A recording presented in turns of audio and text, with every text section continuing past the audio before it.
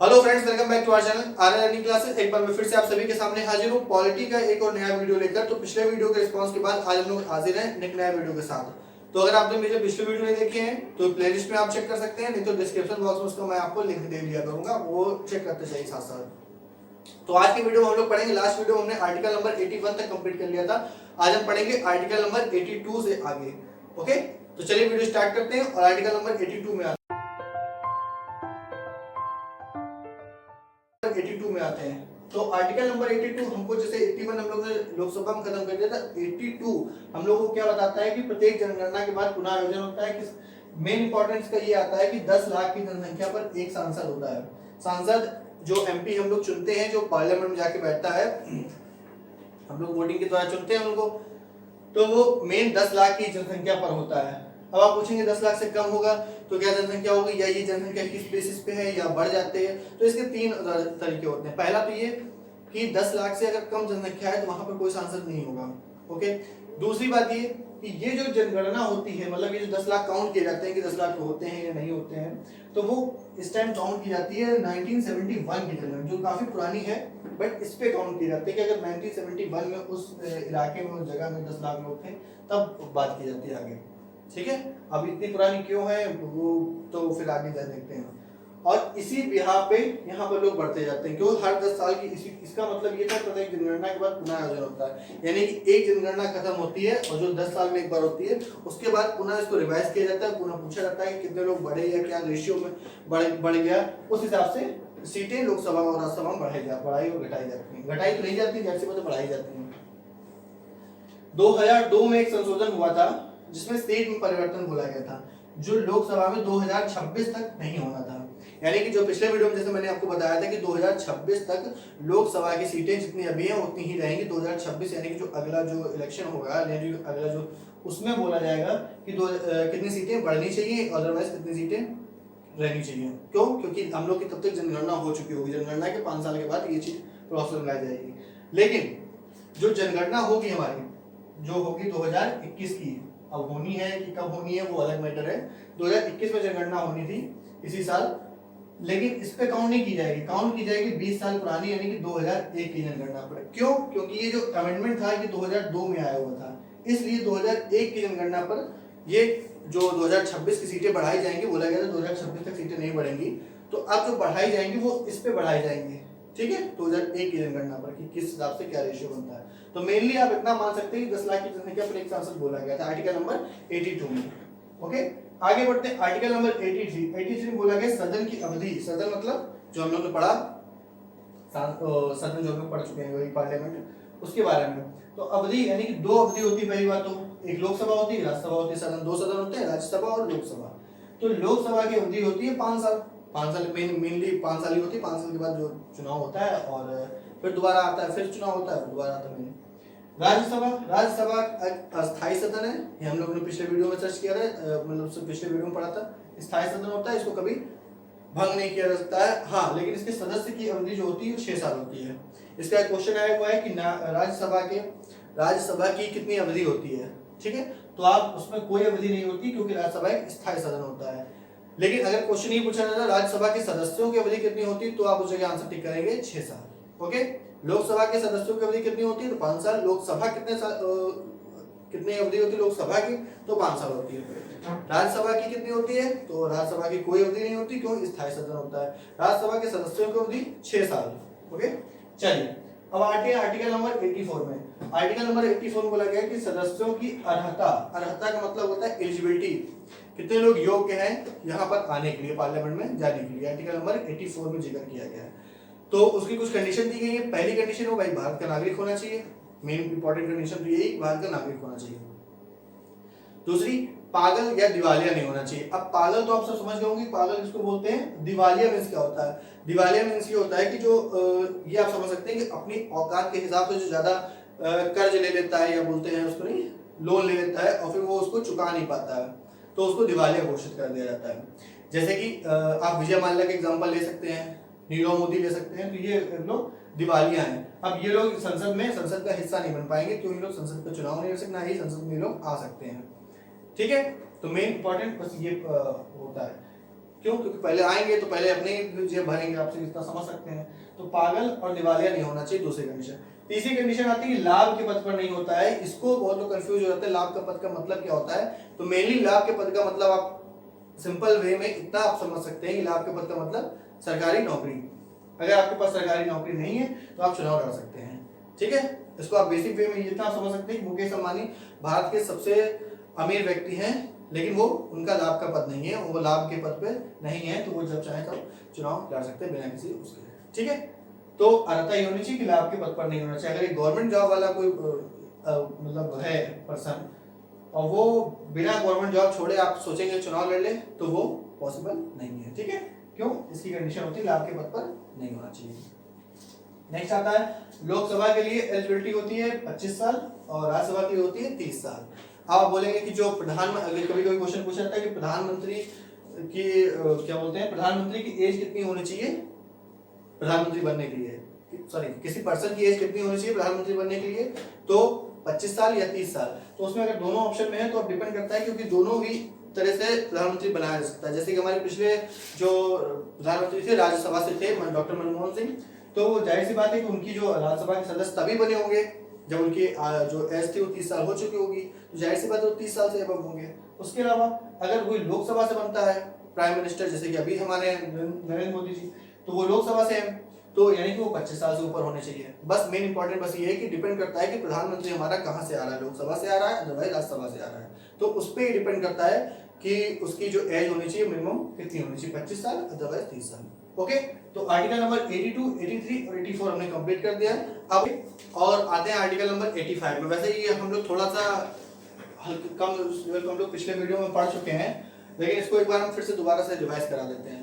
क्यों? क्योंकि डिमांड थी कि इसकी ज़्यादा थोड़ा सा समझ में नहीं आया कि 17 विघटन क्या होता है, तो इस विषय में थोड़ा सा बात कर लेते हैं विद आर्टिकल। पिछले वीडियो में मैंने आर्टिकल नहीं बताया था आपको, ये पढ़ाया जरूर था लेकिन आर्टिकल सॉरी नहीं बताया था, तो उसको बता देता हूँ। आर्टिकल नंबर 85 में ये बोला गया है कि जो संसद का सत्र होता है, सत्रावसान होता है, विघटन, इस तरह के वर्ड जो होते हैं वो यूज किए गए हैं आर्टिकल नंबर 85 में।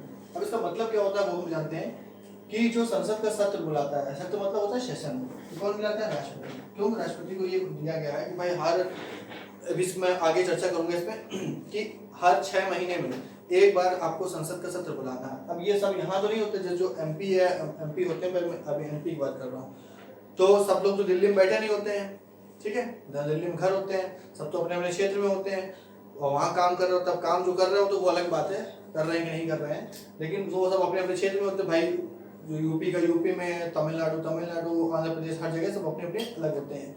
तो राष्ट्रपति को ये बोला गया कि हर 6 महीने में आपको एक बार सत्र बुलाना ही बुलाना है। तो जब 6 महीने में जो बैठक होती है तो सत्र कौन बुलाता है? भाई राष्ट्रपति बुलाता है। राष्ट्रपति सबको बुलाता है कि भैया आओ और सदन में बैठक करो, तो तब वहां से सब लोग आते हैं और बैठक करते हैं। तो संसद का सत्र जो होता है एक तरह की बैठक होती है, बैठा जाता है, और कौन बुलाता है? राष्ट्रपति बुलाता है। दूसरी चीज कि और ये हो गया, ठीक है। आहूत कौन बुलाता है? राष्ट्रपति। आहूत का मतलब होता है कि प्यार से बुलाना, बस आप इतना समझ सकते हैं। ये जो कॉन्स्टिट्यूशन की जो लैंग्वेज है उसमें इस तरह से यूज किया गया आहूत। संसद का सत्र कौन आहूत करता है? कौन आहूत करता है? मतलब राष्ट्रपति। कौन आहूत मतलब बुलाना, किससे बुलाना? प्यार से बुलाना। भाई छड़ी मार के तो बुलाया नहीं जाता है, ठीक है, और छड़ी मार के जो बुलाया जाता है या जो दबाव बना के बुलाया जाता है उसको बोलते हैं हम लोग समन। जो आपने कभी वर्ड सुना होगा समन, कि कोर्ट समन भेजता है बुलाने के लिए, तो वो होता है दंडात्मक रूप से बुलाना, और आहूत मतलब होता है प्यार से बुलाना। तो प्यार से आराम से बुलाया जा सकता है। तीसरा आता है स्थगित, कुछ समय के लिए कार्रवाई रोकना, कि भाई कुछ समय के लिए कार्रवाई कैसे रोकी जाती है, तो वो कौन कौन रोक सकता है? भाई लोकसभा में मामला चल रहा है, किसी बिल पर बात हो गई है और बिल पर बात हुई है, उस पर कुछ लोग सहमत नहीं है, तो वो लोग करने लगते हैं भाई कि पर्चा फाड़ दें। आए दिन आप देखते होंगे कि पर्चा फाड़ दें, लोग जो कर रहे हैं, शोर कर रहे हैं, सुनने नहीं दे रहे हैं। तो उस समय पर अध्यक्ष जो होता है लोकसभा का, या अगर यही चीज राज्यसभा में हो रही है तो राज्यसभा में कौन होता है? सभापति होता है। तो वो क्या करता है? कुछ समय के लिए कार्रवाई रोक देता है, ठीक है। वो कुछ घंटे भी हो सकते, जैसे बोला जाता है 1 घंटे के लिए बैठक स्थगित की गई, 1 दिन के लिए बैठक स्थगित करी गई है, इस वजह से 1 दिन की बैठक स्थगित करी गई, तो इसको ही बोलते हैं स्थगन। तो ये कुछ समय के लिए, कुछ घंटे के लिए हो सकता है, कुछ दिन के लिए हो सकता है, एक वीक मतलब काफी टाइम के लिए हो सकता है। तो आए दिन अगर इस तरह से होता है तो उसको बोलते हैं कुछ सदन के लिए कार्रवाई रोकना, यानी कि वो कहलाता है स्थगन। लोकसभा में कौन करता है भाई? अध्यक्ष करता है। हर जगह तो राष्ट्रपति पहुंच नहीं जाएगा, पता चला ये पर्चे फाड़ रहे हैं, ये शोर कर रहे हैं, तो राष्ट्रपति बुला लो, राष्ट्रपति को संभालेगा, कैसा नहीं हो सकता है। जैसे आप स्कूल आप समझिए कि एक क्लास टीचर होता है, ठीक है, उसके पास बहुत से काम होते हैं, तो नहीं जैसे थोड़ी देर के लिए सौंप देता है कि कोई मॉनिटर खड़ा हो जाए, भाई ये इनको देख ले, कोई ये मॉनिटर खड़ा हो जाए, इनको देख ले, तो बस ऐसे मॉनिटर का काम भी ये लोग मॉनिटर करते हैं। तो इनको भी थोड़ी सी पावर उसके द्वारा दी जाती है कि अगर कोई क्लास में शोर कर रहा है तो आप उसे बाहर निकाल सकते हैं, वो मेरी रिस्पॉन्सिबिलिटी होगी, ठीक है। तो बस इसको बोलते हैं लोकसभा में अध्यक्ष करता है, राज्यसभा में सभापति करता है। और ये लोकसभा में 545, इतना तो आपको पता ही होगा कि लोकसभा में 545 और राज्यसभा में 245, ठीक। और ये बीच में होता है सेंट्रल हॉल। भाई यहाँ से भी कुछ लोग जाके यहाँ पर बैठ जाते हैं, थोड़ी देर अपना टाइम पास करते हैं। राज्यसभा से भी लोग कुछ लोग जाते हैं, थोड़ी देर यहाँ पर अपना काम करते हैं, सॉरी टाइम पास नहीं, काम करते होंगे कुछ भी अपना, तो उसको समझते हैं। फिर आता है सत्रावसान। सत्रावसान मतलब होता है सत्र को समाप्त करना। भाई किसी चीज को अगर बुलाया गया है तो भाई खत्म भी तो करना पड़ेगा।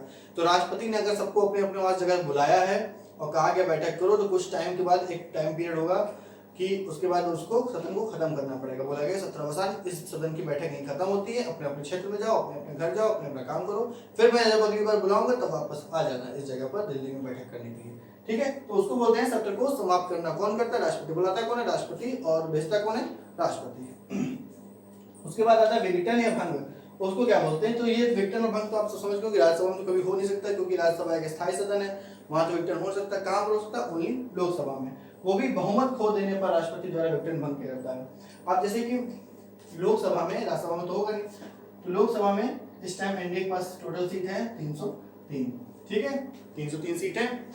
अगर वो बहुमत खो देती है, क्योंकि बहुमत के लिए चाहिए होते हैं 273, 273 नंबर चाहिए होंगे, इतनी मेजोरिटी आपको किसी भी चीज में चाहिए होगी, तो बहुमत से ठीक है।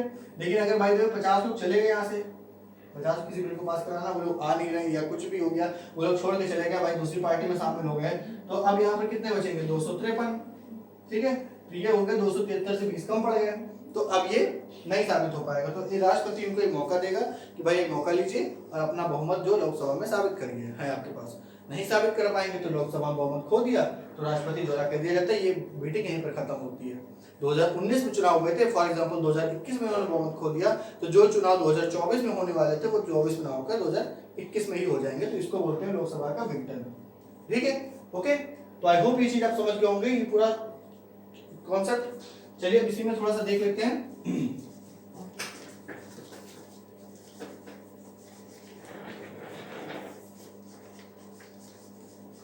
चलिए देखते हैं इसमें आगे। इसमें बस कुछ देखना नहीं है, बस इतना जानना है कि जो संसद के सत्र होते हैं तो वो कितने टाइप के होते हैं। भाई मैंने जैसे बताया संसद में ये सत्र बुलाता कौन है? भाई राष्ट्रपति बुलाता है, राष्ट्रपति बुलाता है संसद के सत्र को। और क्या होता है?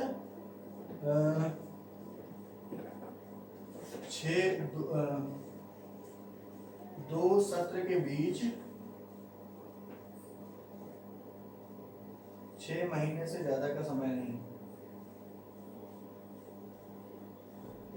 ज्यादा का समय नहीं होना चाहिए, ठीक है। तो टोटल कितने प्रकार के सत्र होते हैं? संसद के 3 सत्र होते हैं, इसे जोड़ लेता हूं मैं, 3 सत्र होते हैं टोटल। एक होता है पहला, जिसको हम लोग बोलते हैं बजट सत्र। बजट सत्र जो कब से कब तक होता है? वो होता है फेब टू मई। इसका मैक्सिमम टाइम पीरियड होता है फेब टू मई, ठीक है। और उसके अलावा एक होता है फिर मॉनसून सत्र, में भी जो होता है जुलाई टू सितंबर, ठीक है। नेक्स्ट आता है, उसको बोलते हैं हम लोग शीतकालीन सत्र। 3 प्रकार के सत्र होते हैं, ये होता है नवंबर टू दिसंबर। अब इसमें क्वेश्चन एक पूछा जाता है कि सबसे, कभी पूछा सबसे बड़ा सत्र कौन सा होता है? तो सबसे बड़ा ये होता है, क्योंकि इसका टाइम पीरियड ज्यादा होता है। उसी तरह से सबसे छोटा ये होता है, क्योंकि इसका सबसे कम टाइम पीरियड होता है। दिल्ली में इस समय ठंडी बहुत पड़ रही होती है ना, तो यहाँ थोड़ा सा कम छोटा होता है। ठीक है, बस आप ऐसे समझ सकते हैं। बाकी इस वीडियो में बस यही खत्म करते हैं। वीडियो पसंद आए तो इस वीडियो को लाइक करिए, अपने दोस्तों के साथ शेयर करिए, और अगर चैनल बनाया सब्सक्राइब नहीं किया तो सब्सक्राइब जरूर करिए। तो मिलते हैं अपने अगले वीडियो में इसी के आगे। तब तक बने रहिएगा हमारे साथ, पढ़ते रहिए।